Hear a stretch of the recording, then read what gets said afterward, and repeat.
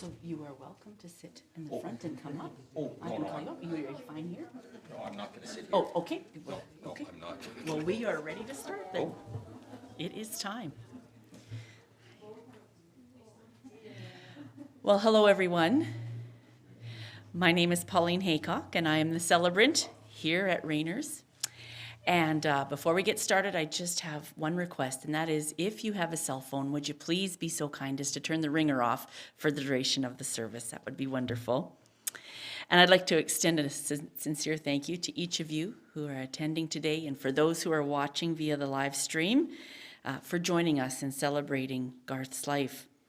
So I know that it is with very heavy hearts that you have gathered here together today to celebrate the life of Garth Bonnor, a longtime resident and, dare I say, fixture of Dawson Creek. And I spoke to Mark this past week. He told me stories of Garth, stories of good times and bad. He spoke of Garth with love and respect. And you know, we often don't realize how, through our experiences, we've touched the lives of so many other people around us. And we've created memories for other people, not just the people closest to us. And Charles Haddon Spurgeon, a 19th century pastor, said, "A good character is the best tombstone. Those who loved you and were helped by you will remember you when forget-me-nots have withered. Carve your name on hearts, not on marble." And after speaking to Mark, I believe that Garth had done that very thing. Mark said that Garth had a knack for making great friends wherever he went, and that is exactly how you carve your name on hearts of other people. Family, I'm very sorry that you must walk this road, and I hope that today will be an encouragement to you. So let's just pray. Heavenly Father, thank you for today. We thank you for the good weather outside and the opportunity that the family had to travel in that good weather. And Lord, we just thank you for Garth. We thank you for the years that he had. We thank you for the encouragement and joy that he was. And I ask that you would bless this family today. I ask that you would encourage them, and I ask that you would walk alongside them as they start down this path of grief. We just again thank you for Garth. In Jesus' name, amen. So I think that it is almost impossible to bring tribute to Garth's life in just a few short minutes that we have together today. But it's my hope that we will honor Garth and that you and his family will go home knowing that he wasn't only significant to you, but to many others as well. Now, what I would just like to say that I love my community, and that's why I do the job that I do. I am proud of the people who have settled this country, who've lived here, who have paved the way for me and my children to be able to live here. But I think that maybe those of you here and those of you watching from our sunniest province, Saskatchewanians, I wasn't sure how to say it, may give me a run for my money when it comes to community spirit and pride. At least that's the impression I got when I spoke to Mark about Garth and their childhood. He told me some great stories. Our conversation brought a poem to mind. About 10 years ago, I was introduced to a poem written by David Bouchard, a Canadian author and former high school principal. Bouchard was born and raised in Saskatchewan, and he published this poem in a book form, and it's called "If You're Not From the Prairie, Do You Know It?" If you're from Saskatchewan, do you know it? This poem may give us actually a glimpse into why Garth was the tough, resilient, hopeful man that you described to me. So I'm just going to read a few portions of it because it's a long poem, but get your hands on it if you can. If you're not from the prairie, you don't know the wind. You can't know the wind. Our cold winds of winter cut right to the core. Hot summer wind devils can blow down the door. As children, we know when we play any game, the wind will be there, yet we play just the same. If you're not from the prairie, you don't know the wind. If you're not from the prairie, you don't know the sky. You can't know the sky. The bold prairie sky is clear, bright, and blue, though sometimes cloud messages give us a clue. Monstrous gray mushrooms can hint of a storm, or painted pink feathers say goodbye to the warm. If you're not from the prairie, you don't know the sky. And then it goes on to say, if you're not from the prairie, you don't know what's flat. You've never seen flat. If you're not from the prairie, you've not heard the grass. You've never heard grass.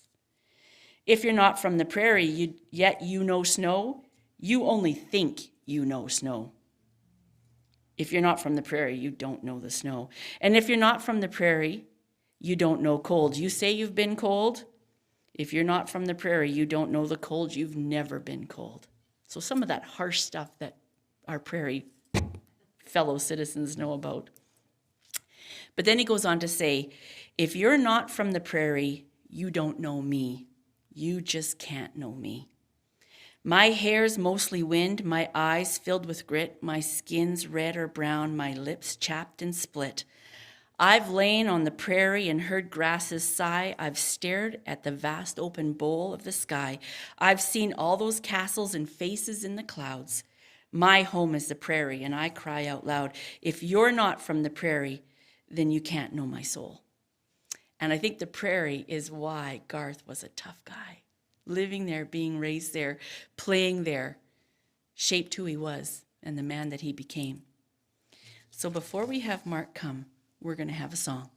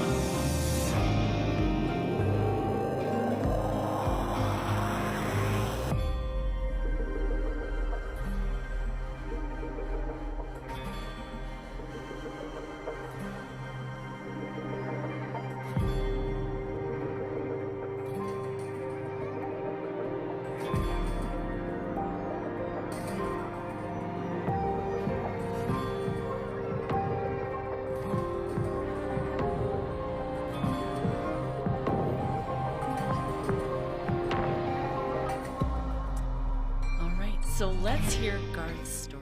Mark, would you please come?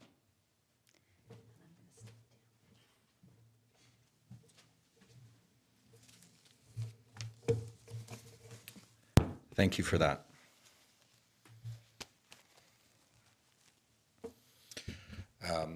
My name is Mark Bonnor. I'm the youngest brother of Garth. I'm here with my sister Laurie, and our oldest brother Scott was unable to attend due to COVID concerns. Now, my eulogy today will be at times serious, at times sad, but mostly it'll be a recounting or a recollection of the good times. And that's what Garth would have wanted. He would want you to leave here feeling better than when you came in, and I hope I'll do that. Now, this is a little bit harder than I thought. Losing a brother hit me a little hard. Harder than my parents, but I'll soldier on. Just a second. We're not going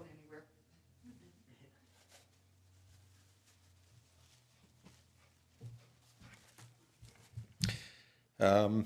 Garth was taken from us far too early, at the age of only 65. At one time, I would have thought that was old. At one time, I would have thought that was really old. But now I think that's just a young pup, you know, and truly it is. It was too early. As mentioned in the obituary, you from Dawson Creek would know it well, but perhaps not the people from home or across the country that might be watching. He suffered a freak accident that left him virtually no use of his arms and hands. And he dealt with this with tenacity, courage, optimism, and humor, if you can believe it. It's really a testament to his will to live. And I would sit back and I'd go, who else would have a better attitude of this horrific accident that he'd lived through? I couldn't think of a single person. I was proud of him for that. You know, I wish to heck it never happened, but boy, he dealt with that better than anyone I could ever imagine. And I was very proud of him for that. Now, to my knowledge, he didn't feel sorry for himself. In the quiet times, perhaps he did feel sorry for himself. He did have hopes of improving. He held on to that optimism. He set a reasonable goal for himself, and that reasonable goal was just to get one arm working again. He said, if I get one arm working, I'll have freedom. I'll be able to drive again. And Garth loved to drive. And boy, did he love to drive fast.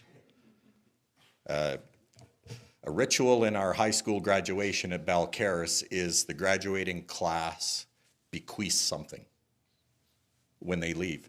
And Garth's bequeath was his fiery driving ability to Mario Andretti, world-class Formula One racer. So that kind of gives you an idea of Garth's reputation in high school.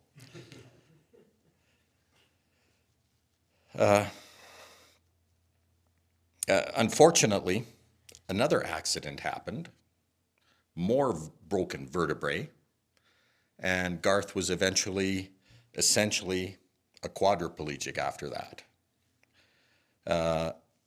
And so more broken vertebrae, other subsequent health issues took their toll, to which Garth finally succumbed.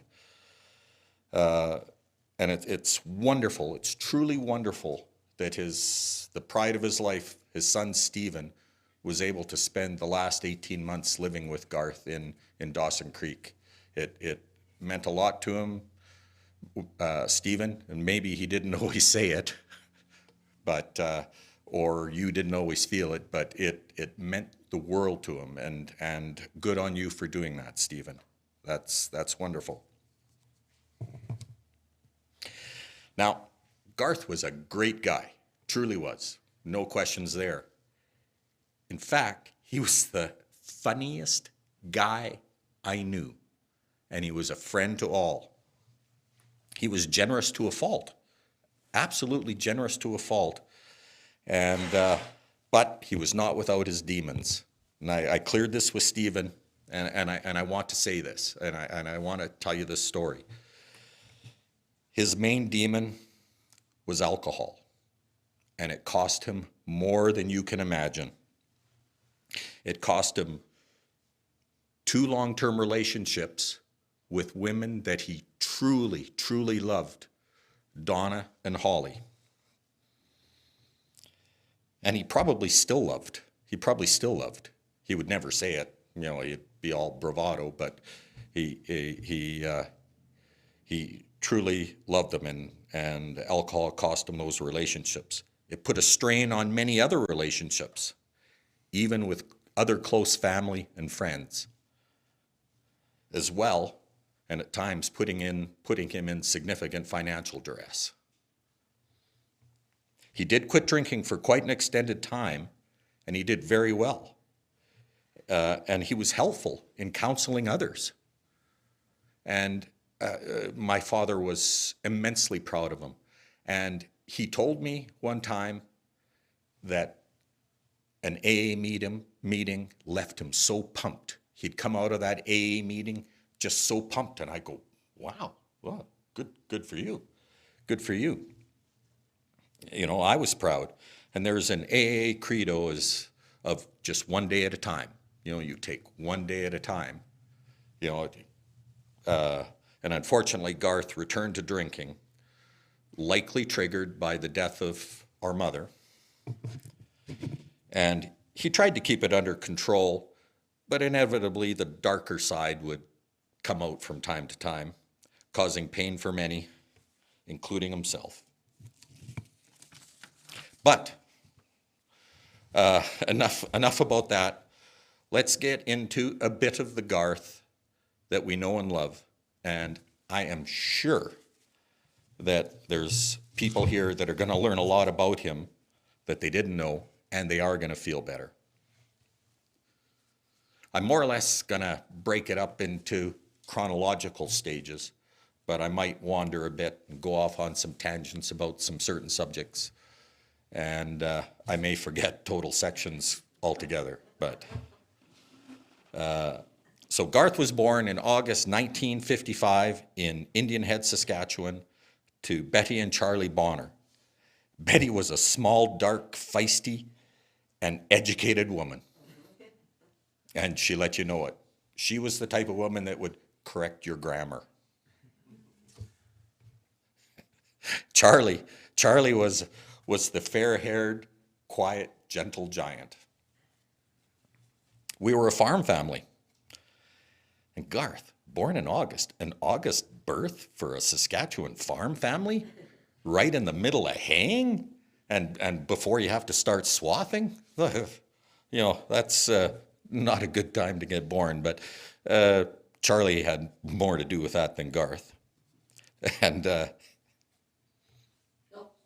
feel free to acknowledge that wonderful statement.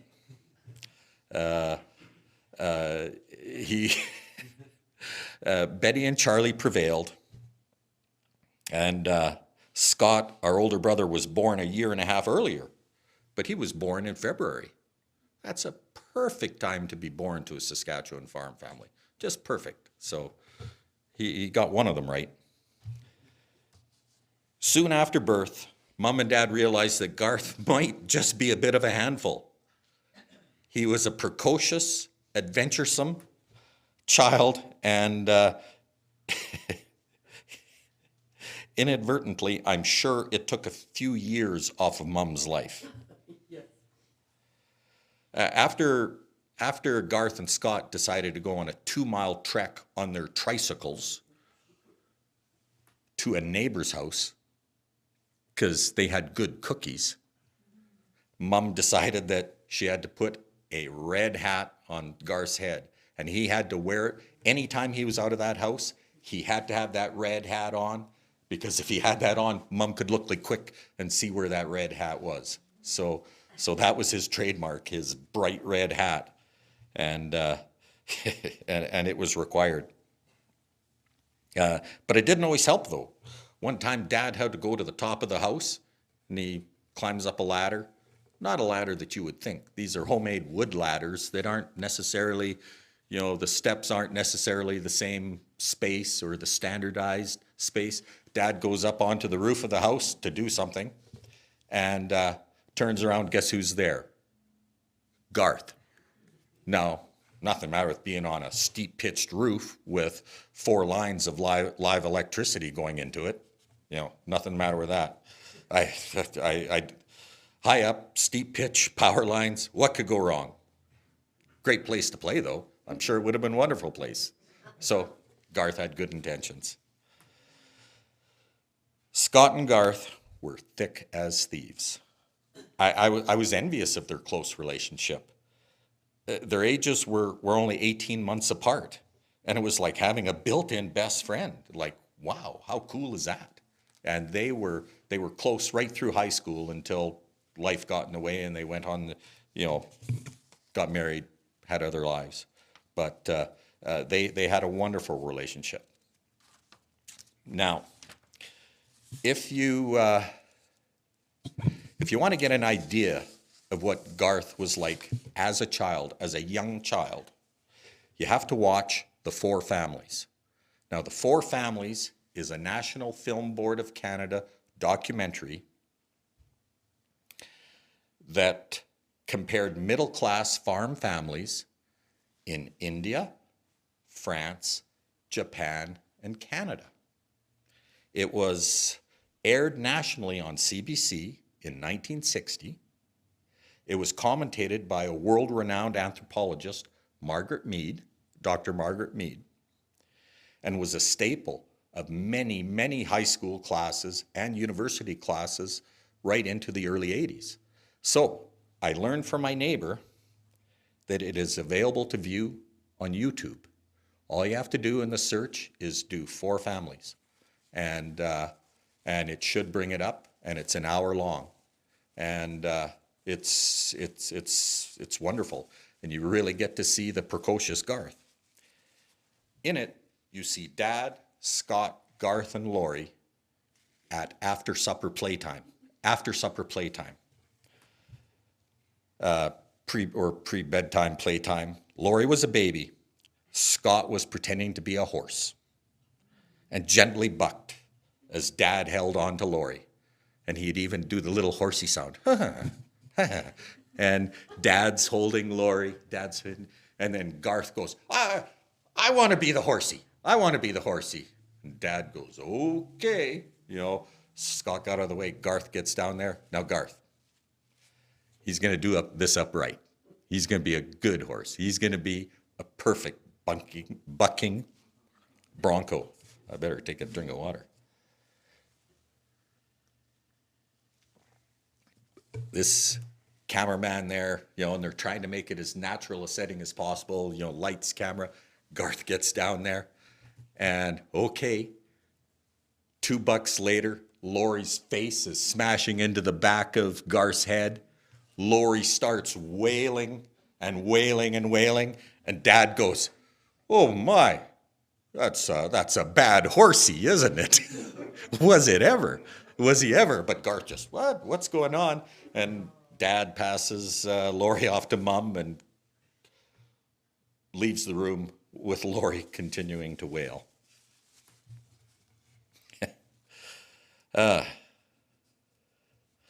There, Garth isn't a very good horse. He wasn't. But to Garth, I'm sure he was thinking that he was a perfect bucking bronco. Growing up on the farm and growing up on our farm was a wonderful place to grow up. Like, Saskatchewan's a bit of a flat place, but we have some awesome holes. A hole is better than a hill because it doesn't obstruct the view. We've got beautiful valleys. We live near the Qu'Appelle Valley, and we had the coulees that led into the valley, the tributaries, and the creeks, the hills. It was a wonderful place to grow up. Maybe didn't know it at the time because our farm was a little bit remote, and the cars weren't as good and the roads weren't as good. But boy, did we have a great time growing up. Just an absolute wonderful place. We had coulees, water, a horse, skis, toboggans, snowmobiles, motorcycles, BB guns, eventually a swimming pool. Mom ordered a swimming pool from Sears catalog, and we had a 4-foot deep, 16 by 32 swimming pool that was heaven. It was wonderful. We'd have neighbors coming over. It was just, finish a day of haying, just couldn't wait to get in the pool. It was wonderful. It was glorious. We had lots of work on the farm, but lots of good times. When we were really little, all 4 of us would go tobogganing, and we had a slight road cut out through the coulee to access some of the west land, but it was no one in their right mind would take a vehicle on that road because it was super spooky. It's better to take the 2.5-mile detour around to get to the field because you would never go through there. But it was a perfect toboggan hill, like a long, long run. But it was on the west side of the coulee. So the winds predominantly from the west, the snow would drift over, so we'd have a cliff at the start, kind of like the start of a ski jump. Like it was pretty scary. But we'd go tobogganing. That was our toboggan hill. Sometimes we'd have to make a bit of a ladder in the snow to climb up onto that peak. And we'd go tobogganing. But Garth just wanted to take it a little bit farther. We'd have to race. And then that wasn't good enough. We had to try to upset each other on the way down. So innocent kids going for a toboggan, he turns it into extreme tobogganing death race. But that's just the way it was. And Mom could see that hill from the dining room window or the window above the sink. And she's probably looking, oh, look at them playing, having a wonderful time. Little did they know it was a death struggle every time we went down that hill. And we did that lots. We did that lots.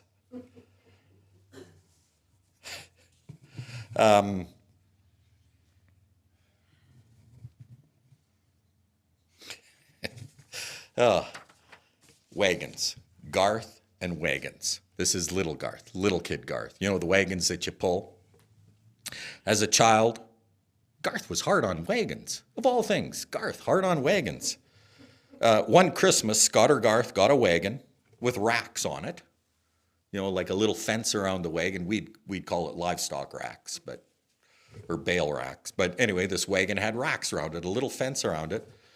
And unfortunately, the other present was a little carpentry set, including a little saw, and that little saw made short work of the racks.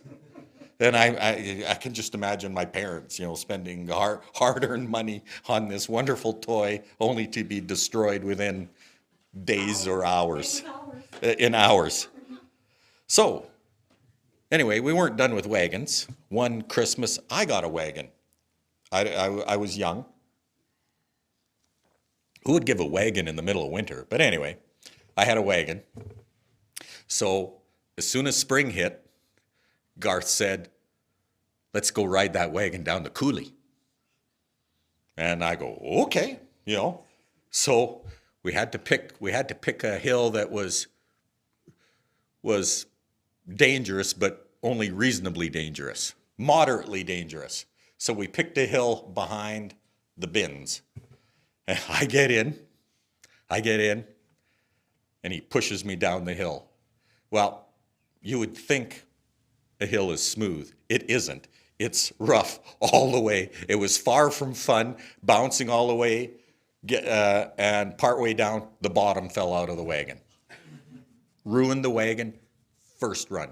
That was a good Christmas present, but Garth laughing all the way. All the way. We totaled that wagon on the first run. Garth taught me how to ride a bike. Wasn't Dad. It was Garth. And he decided it's time you learn how to ride a bike. I was only 14. No, just kidding. Just kidding. I was really young. I was young, and guess how he taught me? Pushed me down the hill on the bike. And I can still hear him laughing. And I'm going, I'm doing it, I'm going. And then I'm leaning a little bit to the side, then I'd wipe out, and I would hear Garth laughing like a hyena at me do it. I eventually caught on, and I'm glad Garth took that initiative, because I might not be riding a bike to this day. He had that trademark, you know, all the time. When we were older, we'd use the tractor for chores. The B414 with the front end loader. That was our chore tractor. It's at Garth's right now. So we're going down to do chores. Garth's driving the tractor. I'm riding in the front of the bucket. Nothing matter with that. That's safe, isn't it? Totally safe. So we're driving down to do chores. All of a sudden the bucket goes up, starts going up. And I, nervous chuckle. Garth's laughing, and I'm looking, smiling, like couldn't have a bigger smile. All of a sudden, the bucket is all the way up in the air. Now, maybe it's 15 feet. 15 feet isn't, well, it might be broken bone height, but it's not you're going to die height. But when you're up there and you're looking down, it's a long ways. So, okay. And we're still moving. Like, we're still driving. We aren't stopped. We're still moving. And then the bucket starts to tip down. And Garth doesn't stop. He tips it down. It is totally down. So there I am hanging by the hydraulic cylinder. You know, Garth, you know, hey, cut it out. So he tips it back up. So guess what he does? Starts to go down. Then he starts to go up. Then he'd go down, up, down, up. You know, I'm kind of laughing too. That was kind of fun. But he took it a little bit far. And he did finally stop when I smashed my face on the bucket and started bleeding and chipped my teeth. So, but even though I smashed my mouth, we still had to do chores. So we went on to do chores.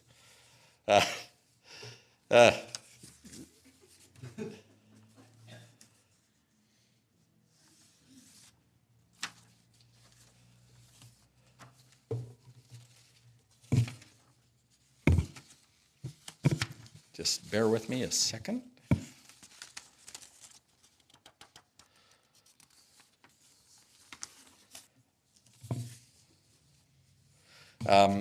In 1964, I believe it was 64, there was a traumatic event, the country school consolidation, where they closed all the one-room country schools, and all the communities around had to go into the thriving metropolis of Abernethy, the big town school. Catherine Barnsley related this story, that she remembers Garth the first day. The Blackwoods boys came to school, Garth's there, and he stood up and he goes, you know, they had to introduce yourself, and he says, I'm Garth Sinclair Bonnor. You know, and he just loved that. And he was new to the school. Now, she was amazed. You know, you're from a small town when, ... Garth was left-handed. And he was the first left-handed person she had ever seen. And she was fascinated by him being left-handed. It was kind of neat. And I think he married a left-handed woman and had a left-handed son. So, you know, that carried on. So he was left-handed. Now, Catherine told me that Garth wanted to be good. He really did. He really did. And he always started the year out in a desk at the back of the row, in the back of the room. But eventually he would end up the front desk closest to the teacher. It just happened. And Catherine said one time he particularly got into trouble And this is a little kid, little Garth, grade 4, 8 or 9 years old. And he goes, "Oh, Betty's going to kill me." Betty being our mother. That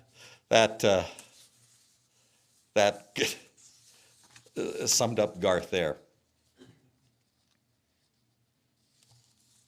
Now, I mixed up my papers. I've got some, I'm going to tell you all of it, but it may be a little bit out of order.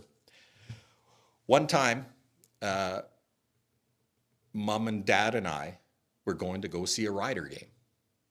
And I'm not sure, Dad had season tickets forever. And I was little enough that just buy a general admission ticket and I would squeeze in with them, just get everyone to scooch over a little bit. It was fine. And we were going to a game.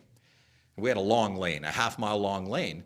And we're driving down the lane and the RCMP are there, lights on, and they had Garth stopped at the end of the lane. And Dad goes, "What the heck?"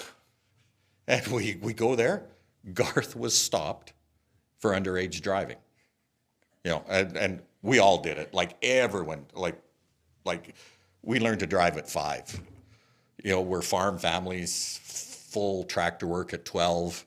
On our farm, it was fairly close together, but not always. We had to drive on the road. So Dad rolls down the window and, asks what's going on. And, Garth was being ticketed for underage driving. And Dad goes, "Okay, carry on." Rolled up the window and drove away. And I remember looking out the back window at Garth going, "What the heck?" I also remember we had to go to court in Indian Head, and I believe he got I wanted to go into the court, but Dad wouldn't let me, and came out and had a $12 fine. A lot of money at that time. Garth was Grandma Bonner's favorite. He knew it, and he exploited it. Grandma Bonnor, her maiden name was Sinclair. Guess what Garth's name was? Middle name was Sinclair. It was like incredible. "Oh, how's it going, Garth? Can we get you anything?" And then, "What do you want?" To the other kids. And Laurie figures that Garth was always Mom's favorite too, but I know that's not true because she told me I was. She didn't really.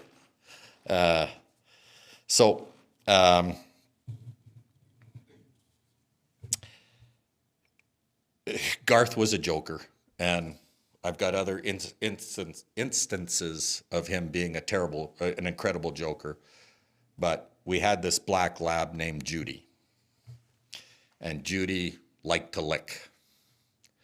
And Garth used to hold me down, pinch my nose so I couldn't breathe, so I had to open my mouth.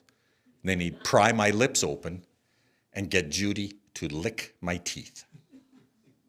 Actually, it was a horrible sensation. At Charlie's 90th birthday, we were recounting that story.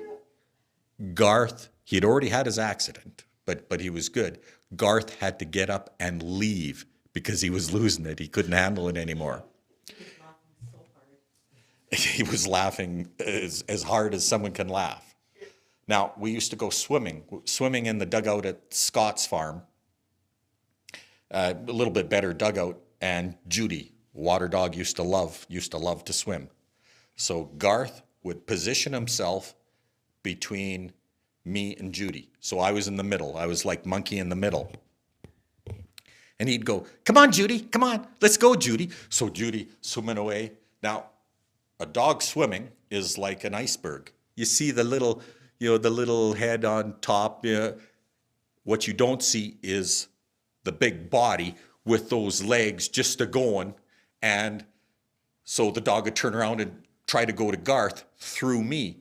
And I got to tell you, when a dog is is going like that, and you're swimming and trying to get away, and you can't. Scratch, scratch, scratch, scratch. It was painful, and you're going, get away. And Garth kept doing it over and over, and well, the whole time we're in there. And I'm going, geez, Garth, cut it out. Yeah, what? What's the problem? Judy, come here. Garth bought a motorcycle on the QT. I guess he figured we weren't of age. Of course we weren't of age. I guess it was better to ask for forgiveness than permission, because he definitely wouldn't have got permission. So he buys this 100cc Suzuki that cost $225. But of course, Garth didn't have $225. Our sole source of income was selling a calf every year. We each had a cow. And the calf was sold, every year, and we'd get roughly $100. But that was our money in our bank. We could do what we want. He didn't quite have enough, so he put in 113. I put in 112. And I go, I can get out another 50 cents, Garth. We can be 50-50. No, that's all right. I got it. Because he put in $113 versus my 112, he had majority ownership of that motorcycle. And it was his. It was his to control. So I walked right into that one, but the motorcycle was wonderful, and of course Mom hated it, but it was wonderful. I only got one concussion.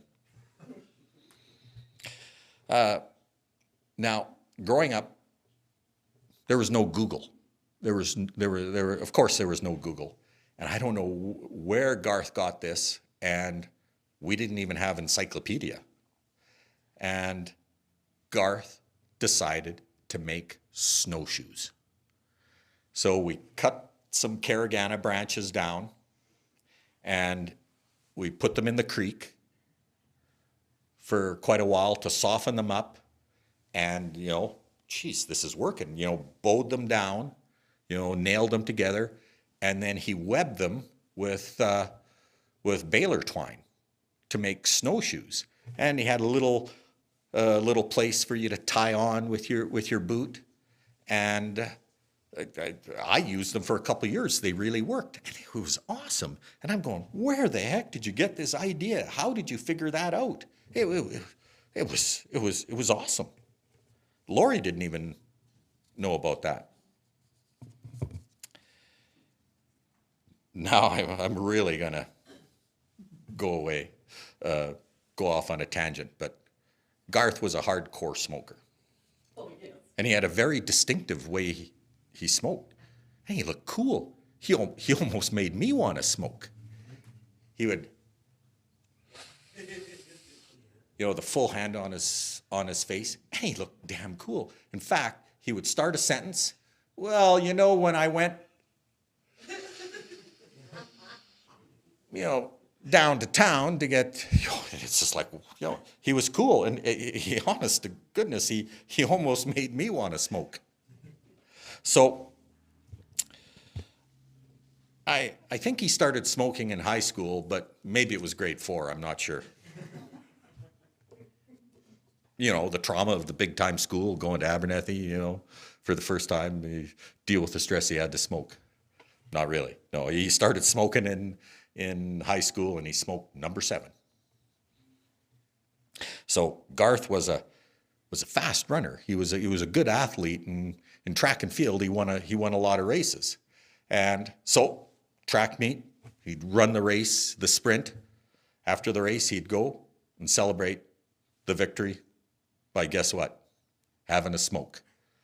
And he used to drive Mr. Powell, our gym teacher, crazy. Like, oh God, you don't just run a race and have a smoke, but he did. And he won. Oh, he won lots of races, and he truly loved playing high school football, and that I think he loved that more than anything. And he was a part of the Balcarres High School 1971 team that made it all the way to the Saskatchewan provincials and lost in the provincials. And he was the starting interior linebacker. Now, six-man football, which you might not know what that is, but it's a cross between a safety and a cornerback. So, he was the last line of defense. So you needed a quick guy for that, and he was the starting interior linebacker. And it was truly a dream team. It had Eugene Putra as quarterback, who was a gifted athlete, a generational gifted athlete. Bob Gibbons, who could have played professional. John Deserly, the Hoffman boys. It was truly a dream team. And even though I was on subsequent teams, we never matched that success of that 1971 year. You're supposed to go, wow, you didn't? But, yeah. The smaller crowd. You aren't getting all my jokes, so catch on, everyone, please. I used to go riding with Garth to different places, to towns, and the thing you don't know about Garth is he used to sing out loud to songs. And one song in particular he would sing out loud to was Neil Diamond's Cherry Cherry. And that's going to be one of the songs here. And I still remember him driving, and it's Cherry loves me, yeah, yes she does. And then the line is, a girl out of sight, yeah. And he would always say, a girl out of sight, yeah. And he'd look at me when he was saying it, and he could raise his one eyebrow. Yeah, girl out of sight, yeah. And he'd look cool, like really cool. I would have done it. I just can't raise my eyebrow. Garth made me drink vinegar. Not once, but twice. We had mini Pepsi bottles, two of them, that were supposed to be salt and pepper shakers. They were the twisted metal Pepsi bottles. They were pretty cool. But we used them for vinegar. It had the spout on top, and, we used it for vinegar. And Garth goes, Mark, come here. And he had that Pepsi bottle with what looked like vinegar, what I knew was vinegar. And he says, yeah, it's white Coke. I go, what? Yeah, it's white Coke. Try it.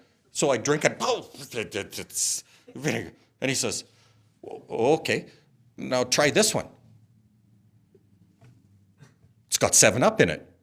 And I go, oh, okay.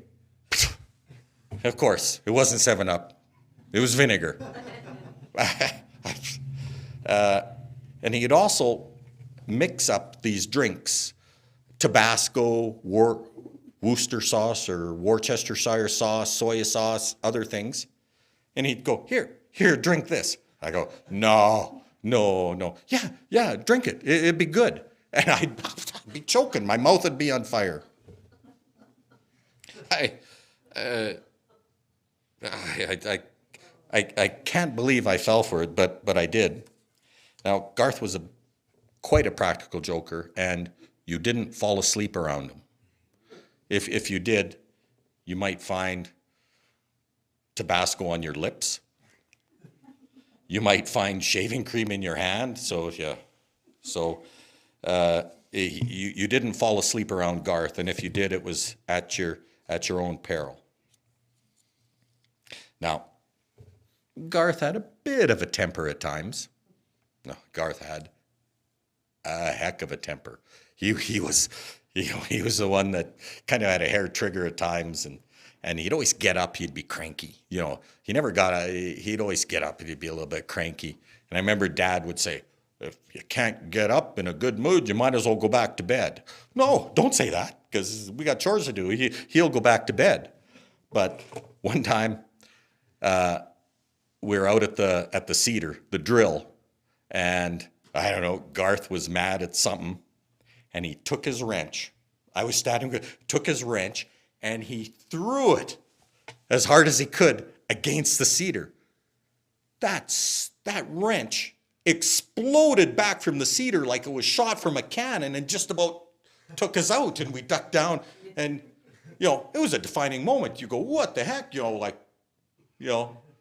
Is this, do we fight now or what? Like, I didn't know. And he started laughing, and we cackled and laughed like hyenas after we just about decapitated ourselves with this wrench that he threw. Like, why the hell did he throw that wrench? But anyway, it ended well. Garth was scared of horror movies. I bet you didn't know that. Scared the heck out of him. Absolutely scared the heck out of him. Couple movies in particular. Rosemary's Baby. That scared the willies out of me too. But apparently he watched it at home alone. Laurie was at Smith's babysitting, and he had to call Laurie because he was freaked out. He was freaked out by Rosemary's Baby. And actually, I feel a little freaked out right now just thinking about Rosemary's Baby.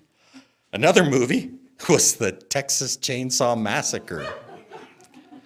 And I've never seen it, but apparently someone sticks their arm out the window and gets their arm cut off. I don't know. Garth, after that movie, Garth could not stick his arm out of a moving vehicle. I don't think he ever did again. And back then we didn't have air conditioning. It was a rite of passage to have your arm out the vehicle as you're driving. But Garth could not put his arm out of a moving vehicle. When I was in university in Brandon, Garth used to come and visit quite often. And my gosh, he was like the king of Brandon when he came. Like, we all loved it, and he entertained us and took us out for meals and drinks. It was wonderful when he came. Sometimes he'd pick me up on his way through to Winnipeg, and I got to meet a lot of his great Canadian Forces friends. It was just, I used to love it when Garth used to come visit me in university. Loved university. It was a great time, but it was wonderful to have a little bit of home come by from time to time. It was wonderful. I bet you didn't know that Garth was the mayor of Abernethy. And I believe he was the mayor for Abernethy's third largest capital project. Pretty impressive. The biggest capital project would have been getting waterworks. The second would be building of the rink or the rebuilding of the rink. But the third was paving of Main Street. Abernethy never had a paved street in town, and then it got a paved Main Street.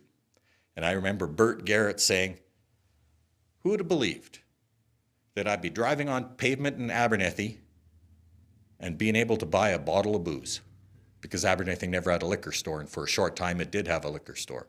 So he goes, who would have thought I could be driving on a paved street in Abernethy and buying a bottle of booze? So I thought that was kind of neat. After he had his accident, we were shocked. We were shocked by it. Scott got called by Garth from the Dawson Creek Hospital, and said, what happened, and everything's fine and that. And we go, wow, geez, what's next thing we know, he's airlifted to Vancouver General Hospital. And Dad goes, you gotta get there. So Laurie and I went, and I remember we go into ICU, we see Garth, he's laying on the bed without a shirt on, and I go, damn, you look good. He looked great.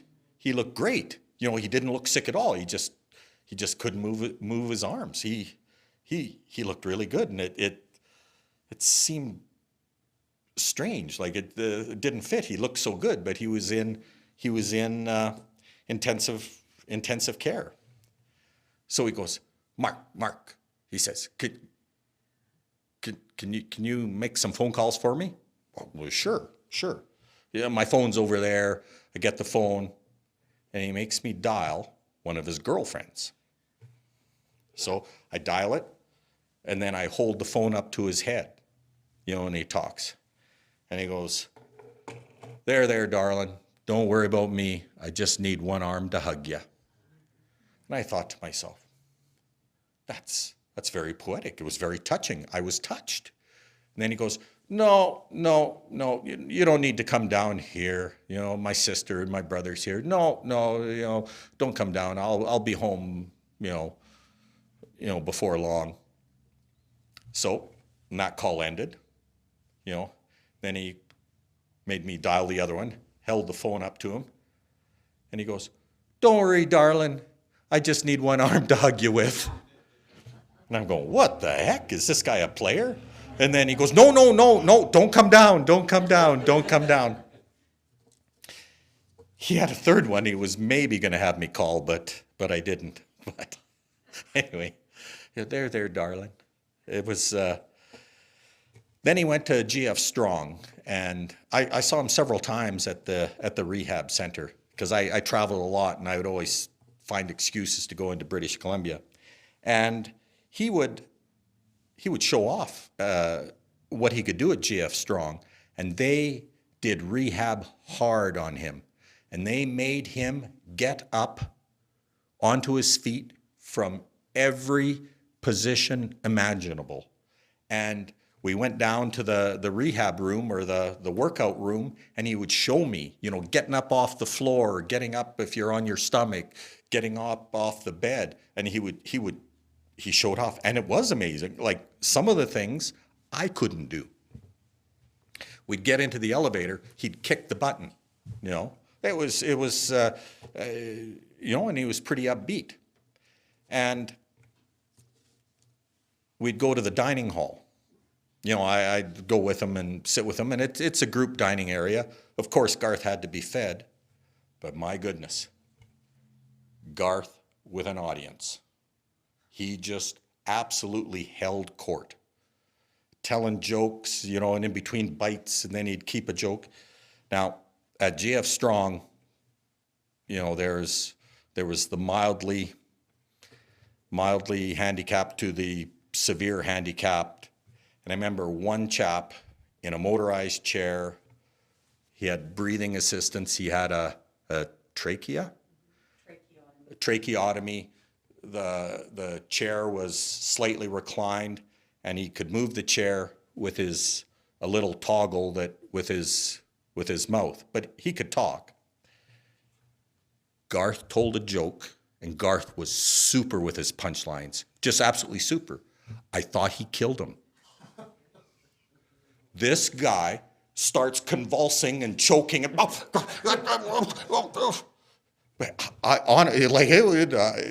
was feeling a little dicey for a while, but it's okay. So, Garth hated vegetables, especially carrots, but all vegetables. Now, I need to clarify that. He hated my mom's vegetables.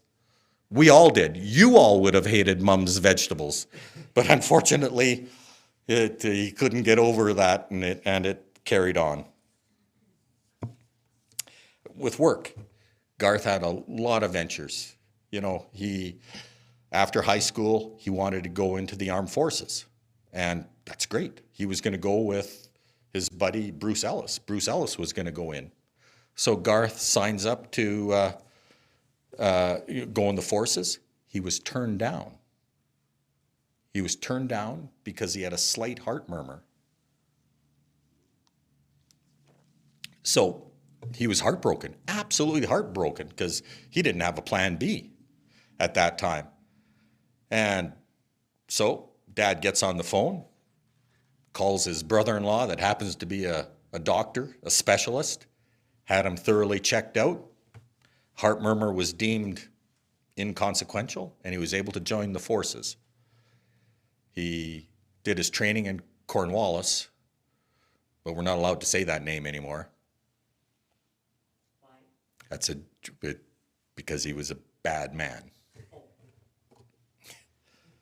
And then he was stationed in CFB Borden and then CFB Winnipeg. And he made many lifelong friends. And then he came back to Abernethy to farm and to start a business. And Garth had purebred cattle, Piedmontese cattle. Unfortunately, he donated a cow to the Abernethy Fair for the free hamburgers, and everyone hated the taste of the burgers because there was no fat in them, and then the fair had to go to the co-op and just buy little patties and bring. So that was kind of the end of the Piedmontese venture. And unfortunately, the Saskatchewan had a depressed economy for quite a few years. The farm economy was in a deep, deep down cycle. And Garth finally followed a woman to Dawson Creek. And it was here where he actually, I believe, found his calling. And that was vehicle sales. He loved it, and I'm sure he was good at it. Yeah, he was a good mechanic. He could figure things out. Had a brief venture with water trucks to the oil field that really didn't turn out well, but he really excelled at selling cars. He loved timberline, absolutely loved it.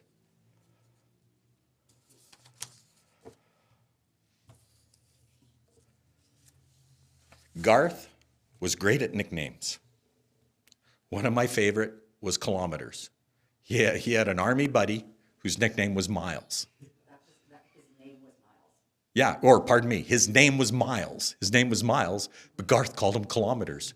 Cracked me up every time he said it. Cracked me up. Just cracked me up.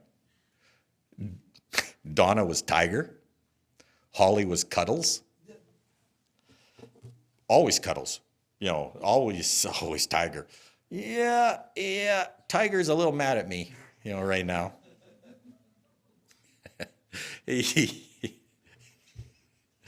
And another one of my favorites, he had a chemistry teacher in high school. His name was Mr. Josephson. And he called him Mr. Josephson. And I believe he called him Mr. Josephson right to his face. Little things that crack you up. Garth could grow an awesome mustache. And in the slideshow, you'll see he could grow an awesome, awesome mustache, but he couldn't grow a beard. Unlike our brother Scott, who could grow an awesome beard. His son Stephen could grow an awesome beard. I'm sure I could grow an awesome beard. I did actually, was growing a beard once, went over to a neighbor's house, and she goes, stop it, get rid of that. So now I've got the George Clooney 3-day beard, so feel free to compliment me on it. Garth had unending optimism. Believe it or not, he died with a driver's license. He still had his driver's license. He hasn't driven for 10 years, but he still had his driver's license.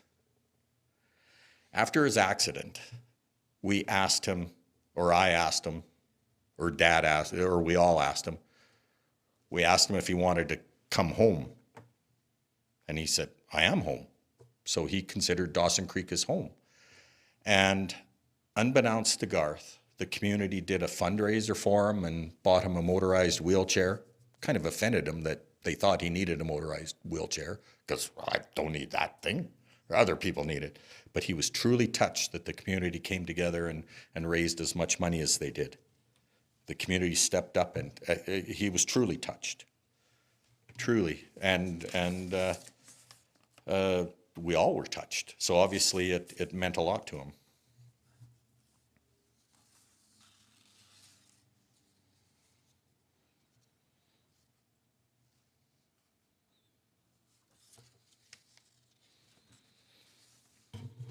Well, I'm starting to run out of steam here. I was talking to Jack, a long-term friend of his from Dawson here. Worked with him for about 10 years. And Jack initially wanted to speak, but then he decided not to. But he would have liked to. But he said Garth was so good at Timberline. He was so good with customers, especially lady customers. The lady customers loved him. They absolutely loved him. Garth was a charming guy. And Jack said that Garth always referred to the right side of the vehicle, the passenger side of the vehicle, as the ladies' side. You know, I never knew that. That's neat. So I'm not going to say that around my wife, but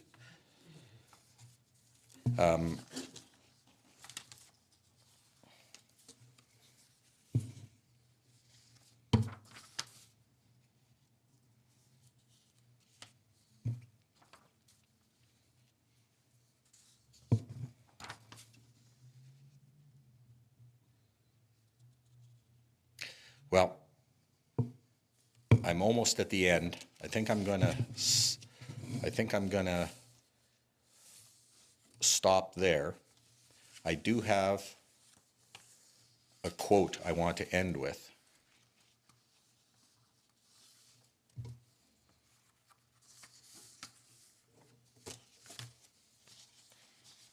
And it's a great quote. And if only I had it memorized.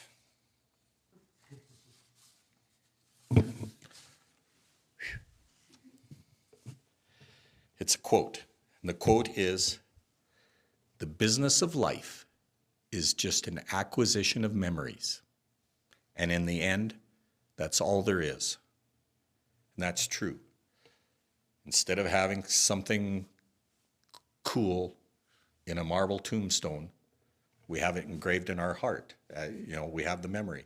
So the business of life is just the acquisition of memories. And in the end, that's all there is. That was Carson from Downton Abbey. So you probably recognize that already. Of course you didn't.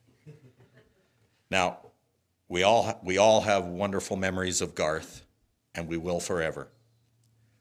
Garth Sinclair Bonnor, son, brother, father, uncle, and almost grandfather. Almost grandfather. You will be missed, but not forgotten. Thank you.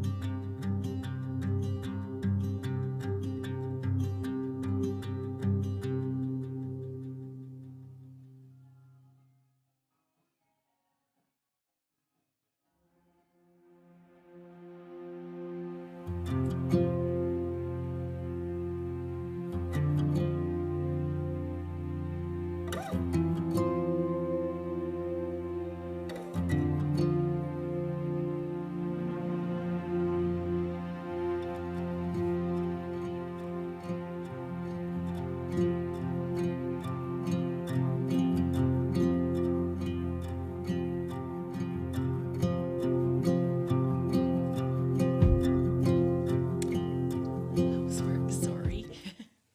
Our COVID rules of how things go. Well, now I feel like I'm part of the family. Now I know. There's no doubt about it. We all know. That is fantastic. What a great story. You painted a beautiful picture.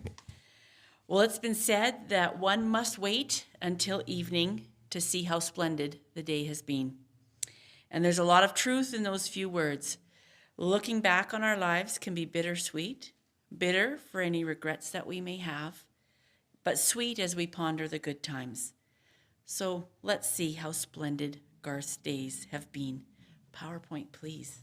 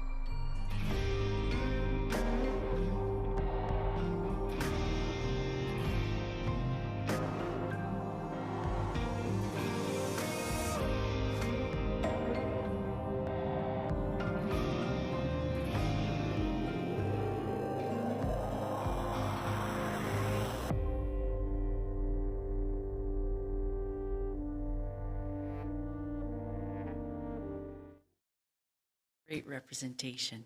Nice work. Nice job. So much to say in so little time to sum up somebody's life. But I'd like to just close with a poem. And I think it says what all of us would want to say to our loved ones after our passing. I'd like the memory of me to be a happy one. I'd like to leave an afterglow of smiles when life is done. I'd like to leave an echo whispering softly down the ways of happy times and laughing times and brightened summer days. I'd like the tears of those who grieve to dry before the sun of happy memories that I leave when life is done. And that's exactly what Garth Bonnor has done. Let's close in prayer. Heavenly Father, thank you for this time. I thank you for this family and their desire to honor their father, their brother, their friend. And I ask that you would comfort them in the days and weeks to come. Give them direction. I ask that you'd give them safety as they travel home. And I ask that you'd bless them as they gather together to continue celebrating Garth's life. We just thank you for today. In Jesus' name, amen. So I'd like to ask you to stand, please, in honor of Garth.